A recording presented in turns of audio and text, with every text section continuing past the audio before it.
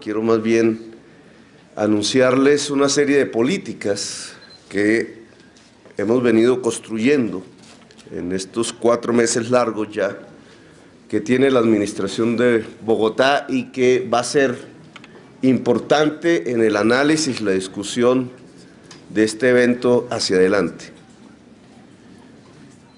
Nosotros consideramos desde la campaña electoral, desde antes, pero lo hicimos muy explícito en la campaña electoral a la alcaldía, que nuestra posición era no vender la empresa de telecomunicaciones de Bogotá, ETB. Ese fue un debate allí, unos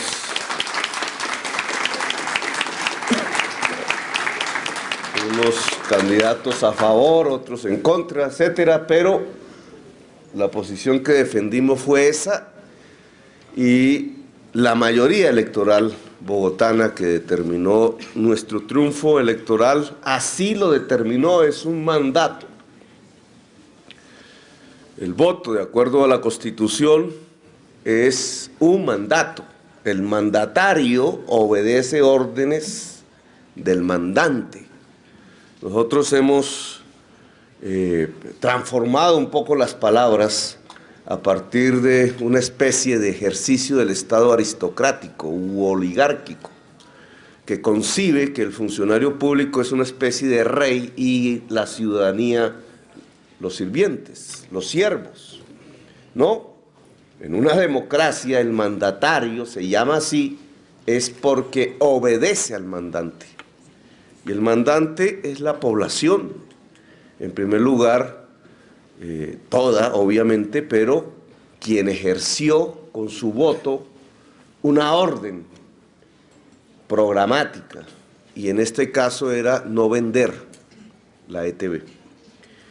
Y a partir de esa estrategia, que varía en 10 años, quizás más, si hacemos algo de historia, la estrategia oficial, que independientemente si hubieran gobiernos de derecha o de izquierda era la misma, vender ETB y por tanto paralizar la empresa de telecomunicaciones, lamentablemente. Este es uno de los grandes daños que se le ha hecho a la ciudad de Bogotá, una empresa paralizada durante una década, empobrecida, desmantelada, su know-how, know-how que se expresa fundamentalmente en los seres humanos que la habían construido, ya no están allí en su mayoría. Una parálisis en algo que es fundamental en las democracias del siglo XXI y en nuestra humanidad, una parálisis precisamente en la infraestructura que tiene que ver con el derecho a la información y al conocimiento en un siglo en donde información y conocimiento es la base misma de la riqueza. Quien tiene la información y tiene el conocimiento hoy tiene la riqueza. Y si la información y el conocimiento son para unos pocos, la riqueza es para unos pocos. Hoy la desigualdad social no se mide como en el siglo XIX y aún en el siglo XXI por quién tiene más tierra. Aún en Colombia es así, y de ahí nuestra violencia. Una tierra concentrada. En el siglo XIX la tierra era el principal motor de la riqueza. Tierra y agua. Hoy sigue siendo igual, pero además el motor de la riqueza es el saber, la información, el conocimiento. En una sociedad del conocimiento, en una sociedad donde la riqueza se construye colectivamente a partir de la relación del cerebro humano, de un cerebro en red. Esa es la base de la riqueza del siglo XXI. Pues quienes tienen los instrumentos para colocar el cerebro en red son los que tienen los instrumentos de la riqueza. Sociedades democráticas, que llamamos desarrolladas entre comillas, lo son porque son relativamente igualitarias en términos de conocimiento y en lograr que ese conocimiento esté en red. Esa red la otorgan, la construyen las comunidades, muchas veces a través de empresas públicas. Y esas empresas públicas, cuando se privatizan, a veces dejan a las sociedades sin ese derecho. ETV tiene 10 años de atraso. A punto de venderse, la hemos recogido desde el 1 de enero y hemos planteado una estrategia en su junta directiva, de la cual no podíamos hablar por razones legales antes de las tomas de decisiones y de conseguir los objetivos, pero hoy ya podemos hablar de varios. El primero, si el mundo de las telecomunicaciones hoy cada vez es un mundo más y más audiovisual, ligado en un lenguaje común a la voz, al dato, al número finalmente, al dígito, por eso se le llama digital. Imagen, voz, dato, contenidos del conocimiento se expresan a través del mismo lenguaje. Pues era imprescindible que ETV pudiera asumir integralmente la voz que la tenía a través del cable de cobre, el dato en el cual muy tímidamente había entrado, y la imagen. La imagen no la tenía. La imagen es hoy televisión. Televisión desde diferentes modalidades.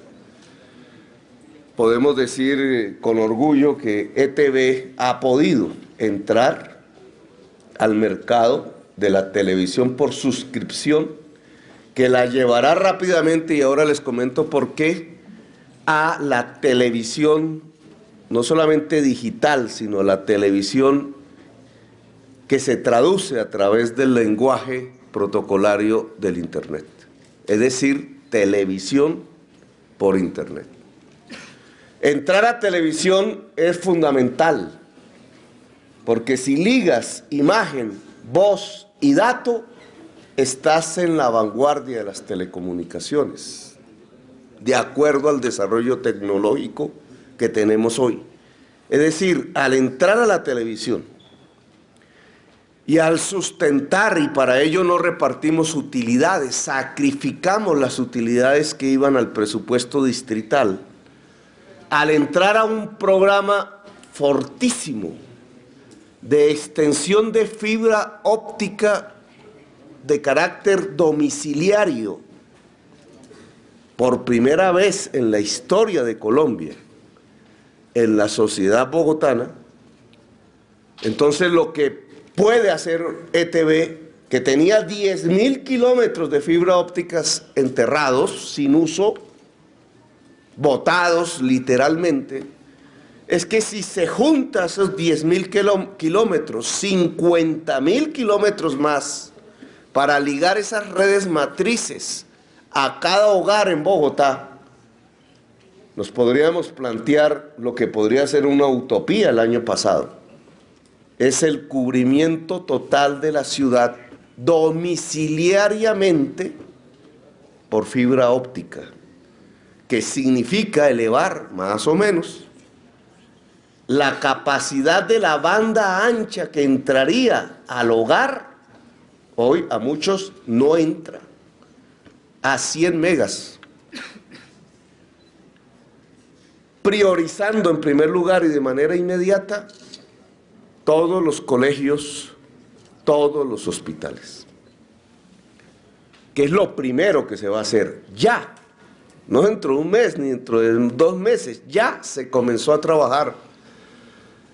Llevar puntos de fibra óptica a la totalidad de la infraestructura escolar y a la totalidad de la infraestructura de salud en la ciudad de Bogotá. ¿Eso qué significa en un primer lugar?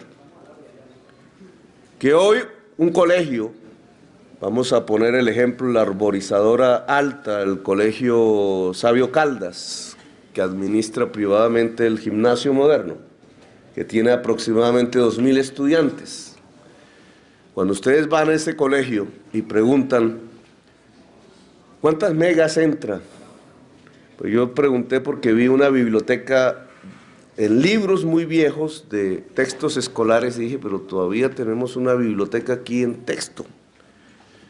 Se me ocurrió preguntar, bueno, ¿y tenemos computadores? Y entonces empezó un murmullo. Y sí, tenían computadores, unos computadores con unos procesadores, ya no recuerdo el número, algo así como 256, algo, 386 era el número. Yo me acuerdo de ese número porque yo aprendí a manejar computador con ese tipo de procesador. 386. Bueno, aún así se me ocurrió preguntar finalmente, bueno, ¿cuál es el poder de la banda ancha que entra al colegio?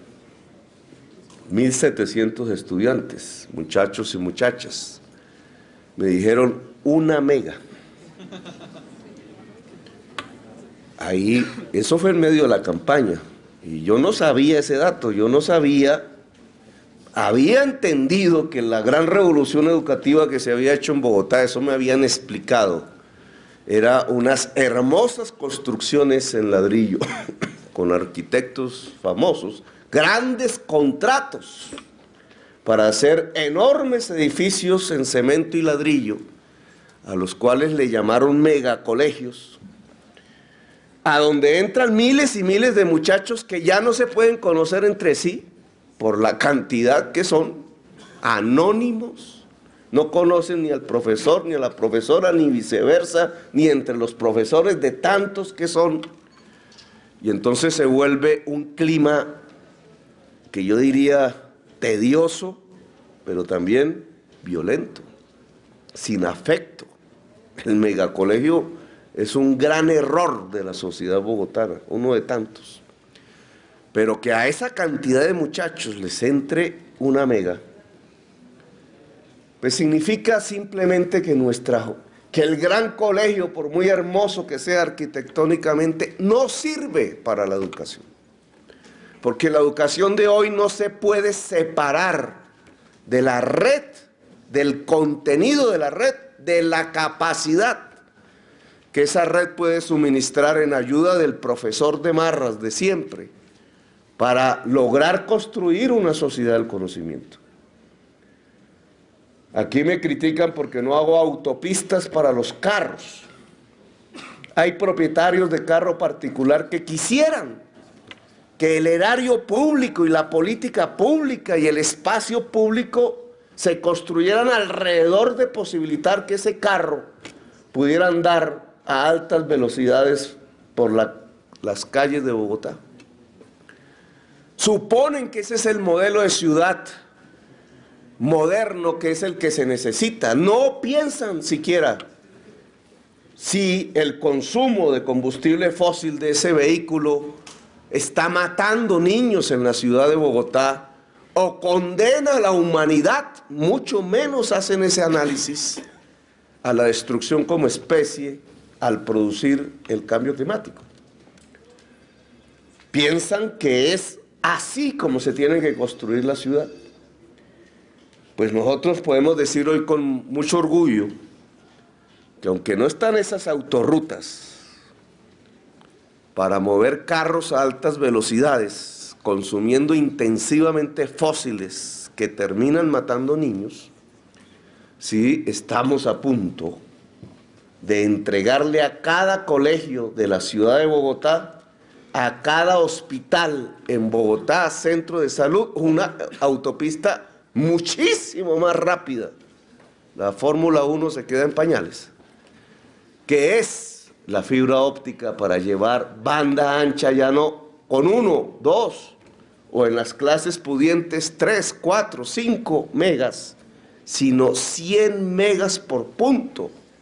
Es decir, la posibilidad de que el colegio, que el muchacho, que 1 millón,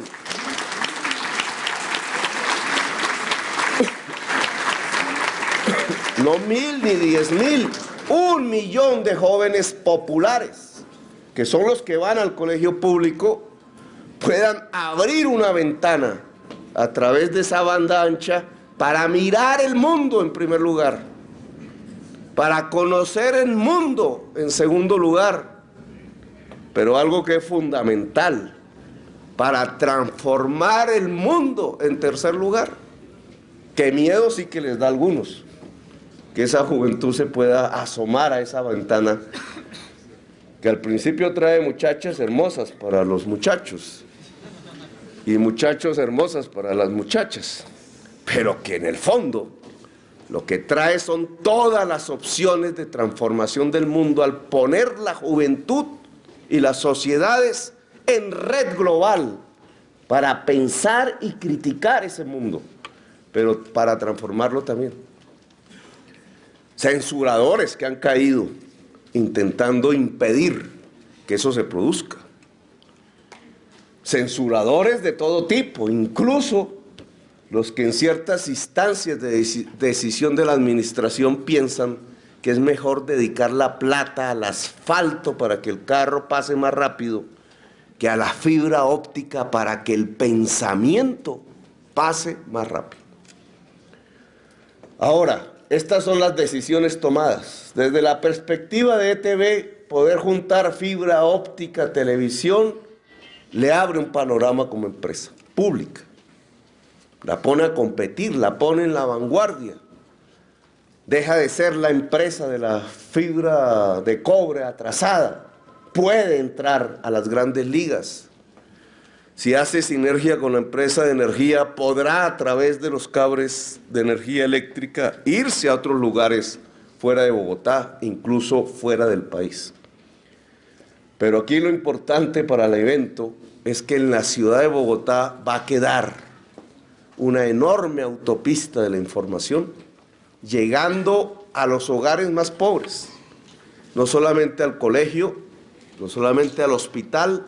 Será la juventud la que le enseña a los padres, así es siempre, esta nueva realidad, este nuevo mundo tecnológico, pero en medio de esa posibilidad, entonces está el papel del Estado a nivel distrital y está el papel de la innovación y el desarrollo, con lo cual quiero terminar.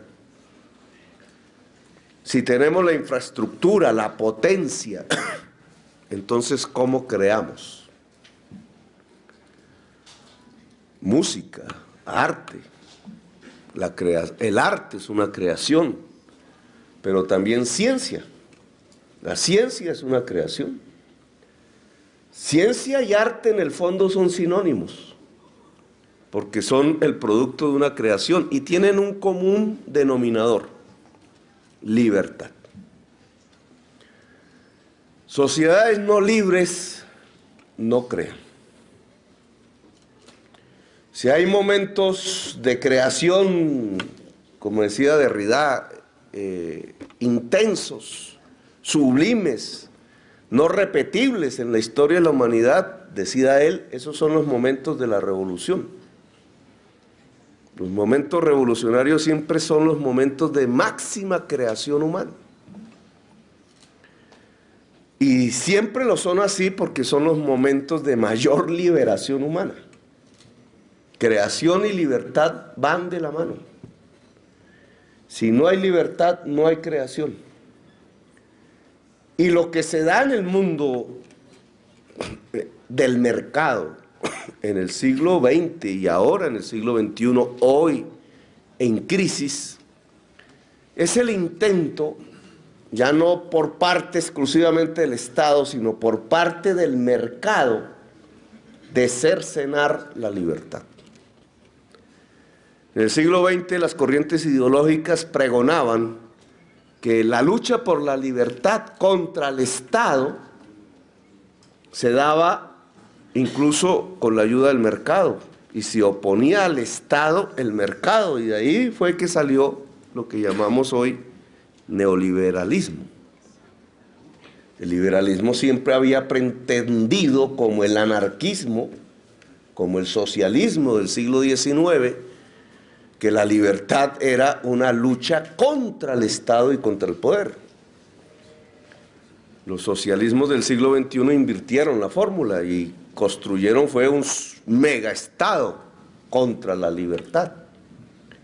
Los liberales mantuvieron la bandera, pero entonces creyeron que el instrumento fundamental para luchar contra el Estado, lo descubrieron resistiendo a Hitler, era el mercado. Y de allí nació una corriente que se impuso como pensamiento único en el mundo, que es el neoliberalismo. Hoy el neoliberalismo está en crisis. Es decir, hoy la tesis de que la libertad humana se fundamenta es en el mercado, está en crisis. Como entró en crisis en el siglo XX la tesis que la libertad se podía sostener sobre el Estado, con el Estado, a partir del Estado. Son dos crisis. A esas dos crisis ideológicas le llamaron finalmente el fin de la ideología, el fin de la historia. Pero hoy se nos abre una perspectiva completamente diferente. La libertad en el siglo XXI se construye a partir de la asociación libre. La asociación libre de personas que ni se conocen físicamente, ni siquiera hablan el mismo lenguaje. La asociación libre de personas que pueden ser completamente diversas entre sí, diversas por el color de su piel, diversas por sus maneras de pensar, diversas por sus culturas y sus lenguas, diversas por sus maneras de creer, diversas por su manera de sentir, con opciones sexuales completamente diferentes unas de otras, diversas por su historia, por sus orígenes, incluso por sus condiciones sociales. Un arco iris de la diversidad. El siglo XXI es el siglo de la diversidad, cuando en el siglo XX lo que se pretendía desde derechas e izquierdas era la homogenización, poner de un solo color las sociedades y encuadrar las sociedades dentro del Estado o dentro del mercado. Finalmente, lo que encontramos en el siglo XXI es que explota, se libera la diversidad, la filosofía de la diversidad, no de la homogenización. Una diversidad que se pone en red, que se conecta. Y entonces tenemos un ámbito de la creación que antes no teníamos. Es una creación colectiva, y al hablar de colectivo hablamos de la diversidad. Es una creación de la diversidad, puesta en red. Esa es la esencia de la libertad en los tiempos en que estamos viviendo. La libertad consiste en poder conectar libremente las diversidades. Es un nuevo concepto de la democracia. Yo le llamo a eso la democracia multitudinaria. Y hasta, no es que me lo haya inventado, ya estaba inventado, de ahí surge el concepto de la política del amor, que no es como el oído acostumbrado a la inercia pretende entender, que entonces lo ve como el amor erótico. Entonces dicen, ¿qué es lo que pretende Petro en la alcaldía? Erotizar el despacho del alcalde. La política del amor, el amor entendido como entendimiento, es decir, el amor entendido, es básicamente la comprensión del otro, la comprensión de la diversidad, de lo diferente. Si una sociedad puede entenderse en esa diversidad, y sí que Colombia lo necesita para superar su muerte, su violencia, pues si una sociedad se puede entender en la diversidad, está practicando la política del entendimiento, la política del acuerdo, la política del amor. El acuerdo es el encuentro de una diversidad que confluye no para perder su diversidad, sino para entenderse. El software libre es eso. Si ustedes lo examinan a la luz de estas palabras, no es más que eso, o fundamentalmente es eso. ¿Cómo se construye ese tipo de códigos fríos, matemáticos, binarios, que le dan el lenguaje a las máquinas y a los programas y a la nueva realidad tecnológica del siglo XXI? Esa matemática es un diálogo de saberes diferentes que se pueden encontrar por primera vez, aún sin que sea físicamente posible, por la red. La red permite el encuentro y el entendimiento de la diversidad, por tanto la política del amor. Y eso, en términos de códigos, de programas, se llama software libre. Cuando alguien empaqueta, como en el mercado, encapsula, enlata el saber y dice, es que este saber es mío, va contra la realidad de la humanidad y del siglo XXI. Porque ningún saber es mío, ni la cifra del cero, que es la base digital. La base digital es el 0 y el 1. Y si uno se pone a pensar, ¿y quién se inventó el 0? ¿Quién se inventó el 1? Parménides hablaba del 1 mucho. Pues no se lo inventó Parménides. Lo leemos así en el bachillerato. ¿Quién se inventó el 0? El 0 se lo inventaron, creo que los mayas, en Guatemala, pues lo que hoy es Guatemala. Apareció la concepción del 0. ¿Y quién fue el genio? El genio fue una sociedad colectiva, olvidada por nosotros mismos, porque no podemos decir que era una sociedad latinoamericana, porque los latinos no habían llegado allí. No era una sociedad de esta tierra, de este aire. Esa sociedad se inventó el 0. Sin ese 0 no estaríamos hablando carreta aquí. No existiría nada de este evento sin el 0. Fue una creación colectiva. El pensamiento no se puede encapsular, no se puede enlatar. El mercado por primera vez está yendo contra la humanidad cuando pretende encapsular el pensamiento. El pensamiento es colectivo, por tanto en el mundo de hoy diverso. Son pensamientos, saberes en plural, interconectados. Si esa interconexión es libre del Estado, libre del mercado, propiamente humana, entonces es la libertad y la creación. La importancia que nosotros le damos aquí en este evento que tiene que ver con el software libre, es el evento del software libre, es precisamente descubrir aquí las esencias y las bases mismas de la democracia del siglo XXI que pretendemos defender.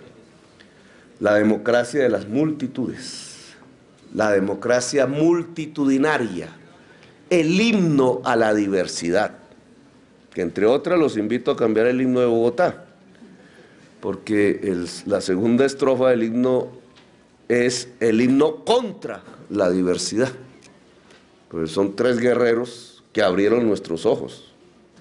Si esos 3 guerreros nos abrieron nuestros ojos, creo que le hubieran cerrado a la humanidad el 0 y no estaríamos hablando de lo que estamos hablando. Una cruz, un pendón y ¿qué? Una espada. Desde entonces no hay miedo en sus lindes, oiga, ni codicia en su gran corazón. No hay codicia en Bogotá. Estamos luchando contra la codicia del cartel de la contratación. No hay miedo en Bogotá. Desde que los 3 guerreros llegaron, hay miedo y codicia en la ciudad. Es todo lo contrario, es una perversión de la historia, pero no nos vayamos hacia allá. Es un paréntesis. La gracia de este evento es precisamente que contra la codicia y el miedo podamos establecer la red, la creación y la libertad. La confianza entre los diversos. Ayer me reunía con los taxistas que les habían matado a un compañero en la noche anterior y había bloqueo, etc. Y ahí planteamos qué es lo que se vive dentro de un taxi en una hora común y corriente, sobre todo en la noche. Se vive el miedo, el pasajero, el que se sube al taxi pensando que el taxista lo va a atracar, y el taxista pensando que el pasajero lo va a matar. Entonces el espejo retrovisor es un cruce de miedos. Y son dos seres humanos, digamos, metidos en un taxi. El día en que ese miedo baje, la confianza, el encuentro entre los diversos, el chofer o la chofer y el pasajero o la pasajera en el taxi, solo por ponerlo como ejemplo, ese día tenemos convivencia y democracia. Son medidores, digamos, de la temperatura de una sociedad. Ahí establecimos políticas, pero la confianza entre los diversos, la creación entre los diversos, la libertad entre los diversos y las diversas, la asociación de la diversidad en libertad. He ahí los nombres en español de lo que llamamos software libre, y ustedes son, en cierto sentido, la vanguardia de esas transformaciones. Muchos de ustedes a lo mejor no piensan ni en la política ni en nada de eso, lo verán como aburrida, lejana. Pero yo les quiero informar que ustedes son la mayor y más poderosa vanguardia política de la sociedad bogotana, de la sociedad colombiana y de la humanidad. Las transformaciones que se van a dar en la humanidad, que ya estamos viviendo, son las transformaciones que van a liderar ustedes. Así que tienen y cuentan con todo nuestro apoyo en lo que podamos para que el Estado distrital, que ha enarbolado la bandera de una Bogotá humana, diversa, los pueda acompañar en esa lucha de vanguardia que muchos no entienden, porque todas las vanguardias son relativamente solitarias, si no, no serían vanguardias. Los muy acompañados no son vanguardia. Los que dan un pasito adelante y entonces se separan un tanto, y entonces están un tanto solos y solas, esa es la definición de la vanguardia, la esencia del artista real. Pues ustedes son una vanguardia política y social, y a nosotros nos corresponde fortalecerlos, acompañarlos, darles toda la confianza posible en que esta administración les ayudará. Me he alargado mucho, así que gracias por haberme escuchado, que tengan un buen evento, una buena discusión ahora, y los esperamos en el despacho erotizado de la alcaldía de la política del amor. Gracias.